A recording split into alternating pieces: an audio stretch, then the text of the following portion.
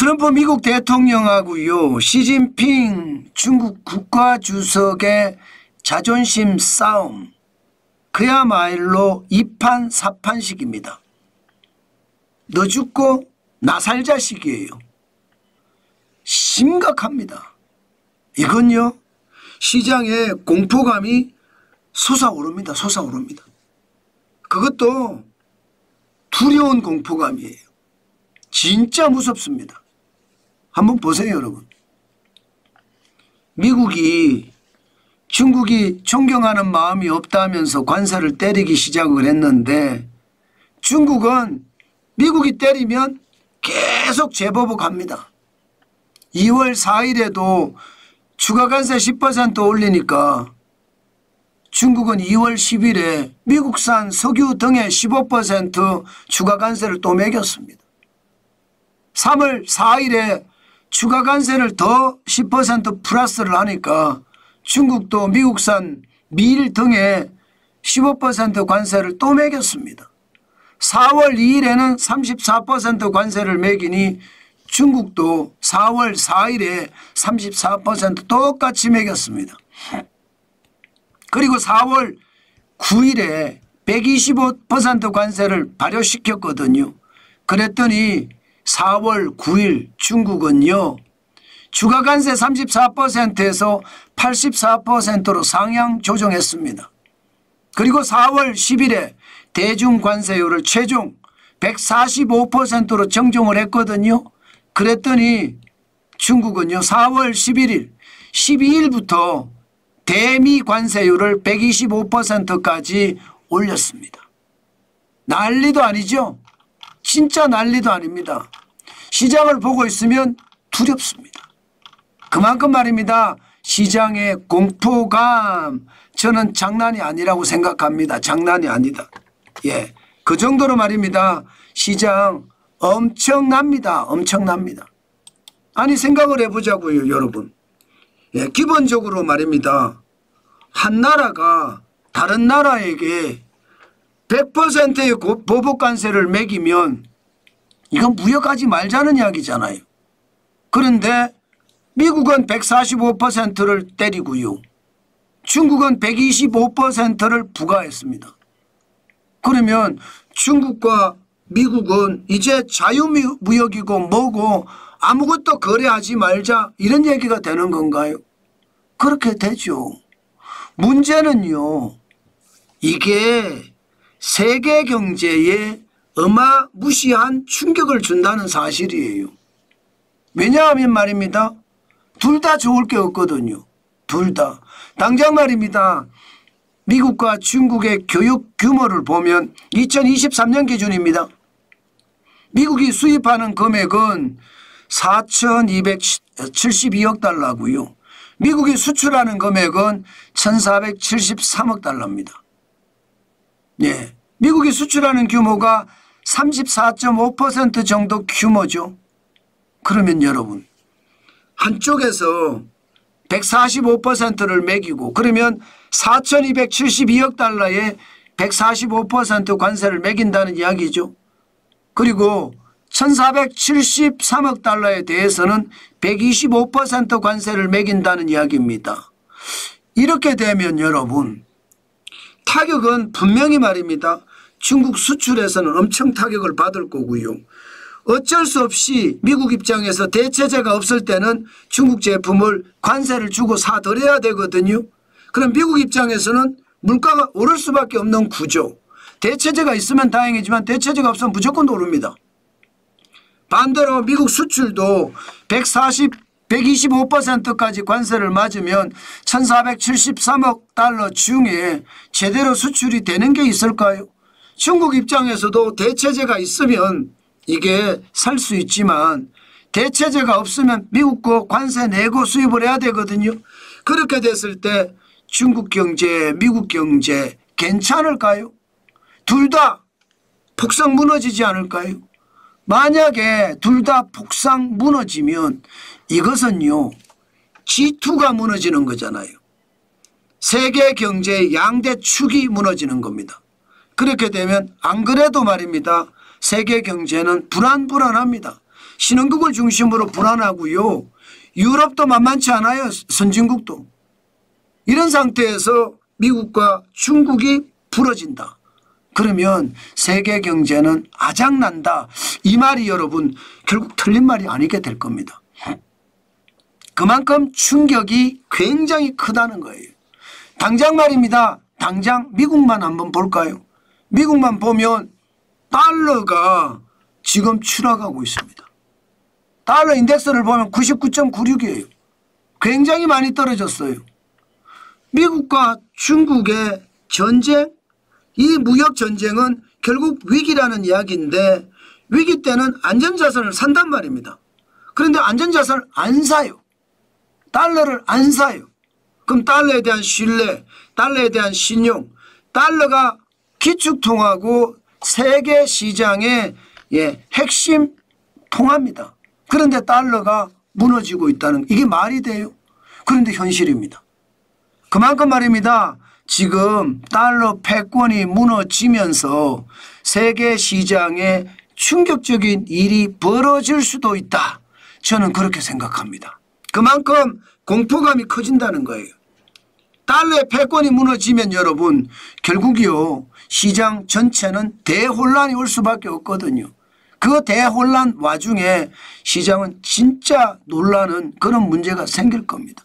당장 말입니다. 미국 채권을 지금 계속 팔아제끼잖아요. 미국 채권을. 달러의 패권이 무너졌어요. 무너지고 있어요. 그러면 미국의 채권의 패권은 안 무너질까요? 안전자산의 1순위가 사실상 달러였고 사실상 2순위는 미국 채권이고 사실상 3순위는 금이었습니다. 그런데 지금 상황은 어떻게 되고 있습니까? 지금 달러는 팔아서 달러를 사는 사람이 없는 거예요. 달러에 대한 수요가 줄어드는 거예요. 달러에 대한 수요가 줄어드니까 어떻게 됩니까? 기본적으로 안전자산으로서의 지위를 점점 잃어가는 거죠. 게다가 채권도 서로 팔자입니다. 서로 팔자. 중국도 팔자, 일본도 팔자, 유럽도 팔자. 채권을 팔자가 되면 시장에서 어떤 문제가 생길까요? 공급만 늘어나요. 공급만 늘어나면서 채권의 가격은 곤두박질 칩니다. 지금 실제로 떨어지고 있고요. 채권의 수익률은 계속 올라가요. 2025년 4월 11일 기준일에 미국 10년물 국채금리가 4.480%까지 올라갔습니다. 굉장히 빠른 속도로 올라가죠. 시장에 채권이 쏟아진다는 이야기예요. 시장에. 그러니까 미국 시장에서도 어떡으로 하죠.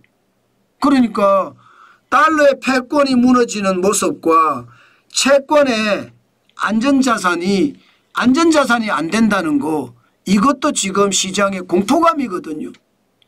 공포감입니다. 이 상태에서 말입니다. 올라가는 것은 실질적으로 여러분 금값밖에 없습니다. 금값만 올라가 금값 올라가는 걸 보면 2025년 4월 11일 기준으로 트로이 온스당 3,246.8달러입니다. 당연히 사상 최고치고요. 사상 최고치가 계속 연속하고 있거든요. 그러니까 안전자산으로 달러의 지위나 안전자산으로서의 미국 채권의 지위가 떨어지면서 금값만 계속 올라간다는 겁니다. 이렇게 되니까 시장의 불안감은 커지겠습니까? 적어지겠습니까? 시장의 불안감은 굉장히 커지죠. 불안감이 아니라 이제는요 심리까지도 무너지는 그런 사태가 벌어지는 거예요. 미국의 미시간대에서 발표하는 소비자 심리지수를 보면요. 2025년 4월이 결국 50.8까지 떨어졌습니다. 50.8. 그러면 2022년 6월에 50.0 이때 이후로 최저치죠.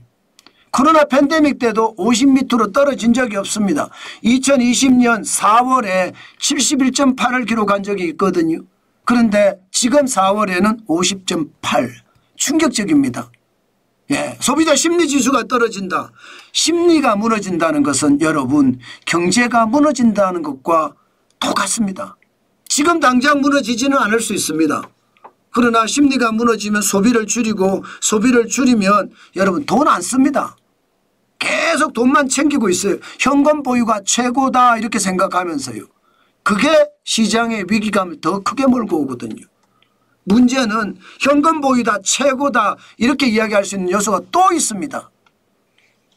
단기 기대 인플레이션 지금 4월에 6.7%까지 올라갔습니다.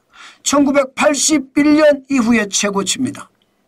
예, 지난 2022년 3월에 5.4%도 놀랍다 했거든요. 그런데 지금 2025년 4월은 6.7%입니다. 단기 기대 인플레이션이라는 게 쉽게 말하면요. 뭐 빠르면 6개월 후 아니면 1년 후입니다. 일반적으로 1년 후. 1년 후에 물가가 어떻게 될 것인가 예측하는 게 단기 기대 인플레이션인데 6.7까지 올라갑니다. 그러면 여러분들이 확실하게 느껴지죠? 심리는 깨지고 그죠? 예, 물가는 올라가고 결국 저성장의 고물가 스태그플레이션이 닥칠지도 모른다 이런 생각이 크게 되겠죠. 결국은 이게 공포예요. 이게 공포가 계속 커지는 겁니다. 저는 그게 두렵다 이렇게 생각을 합니다. 실제로 시장에서도 시카고 옵션 거래소의 변동성 지수 이게 높으면 높을수록 공포감이 커진다는 거거든요. 일반적으로 공포지수라고도 합니다. 그런데 2025년 4월 8일에 52.33에서요. 4월 9일에 33.62까지 떨어졌지만 이게 4월 11일에는 다시 39예요. 공포지수가 안 떨어진다는 겁니다. 글로벌 금융위기 때나 코로나 팬데믹 때는 80.06이나 82.69를 기록하기도 했습니다. 지금 앞으로 그렇게 안 되리란 보장 있느냐? 저는 없다고 생각합니다. 그만큼 시장은요 난리가 났다 이런 뜻입니다. 이처럼 미국 시장이 무너지잖아요. 그러면 지금 여러분도 알다시피 나홀로 성장을 구가하고 있는 곳이 미국 시장이에요. 근데 미국 시장이 무너지면 자연스럽게 미국과 거래하는 신흥국 시장이 무너질 수밖에 없습니다. 여기에다가 트럼프 관세가 또 한 번 심리를 흔들어 놓으면요. 선진국도 만만치 않아요. 이미 중국은 무너지고 있었으니까 최악인데 유럽까지도 최악의 수순을 밟을 수 있습니다.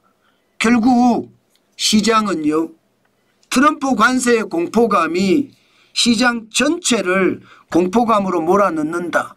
그러다가 최악의 시나리오 세계 대공황이라는 시나리오를 쓸 수도 있다.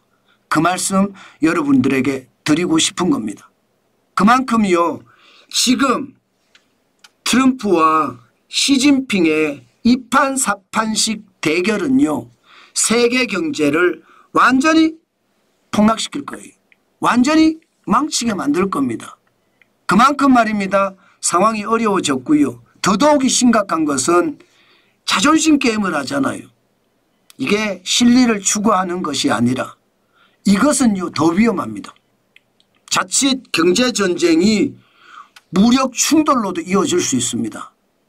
그만큼 지금 전 세계는요 살얼음 판을 걷는 듯한 느낌 그런 공포감이 시장 전체를 감싸고 있다.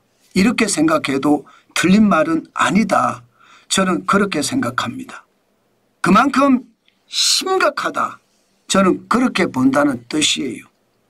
여러분 경제는요 가장 중요한 게 공포감이에요. 이 공포감이 시장을 한번 휘둘면 꼼짝 못합니다. 지금 현재 말입니다. 공포감 자체가 모든 영역으로 확장되고 있습니다. 네, 처음에는 관세로 시작을 했지만 이 관세가 결국 수출 영역으로 자연스럽게 확장이 되잖아요. 예, 그러면서 무역 영역으로도 지금 발전이 되고 있는 모양새거든요. 무역까지도. 뭐 수출이 무역이다 이렇게 해도 뭐 똑같은 말이긴 하지만 실질적으로 전체적으로는 좀 틀리게 본다면 지금 말입니다. 이게 심리가 깨지고 심리가 무너졌을 때 과연 경제가 살아날 수 있을까 저는 그 생각을 많이 합니다. 우리나라 같은 경우도 지금 최악의 시나리오를 쓰고 있다. 저는 그렇게 말씀을 드리잖아요. 그 정도로 말입니다. 시장의 위협감, 공포감 이거 장난 아니라는 뜻이에요. 여러분들도 시장에 대응하는 거 그 어느 때보다 침착하고, 반드시 침착해야 됩니다.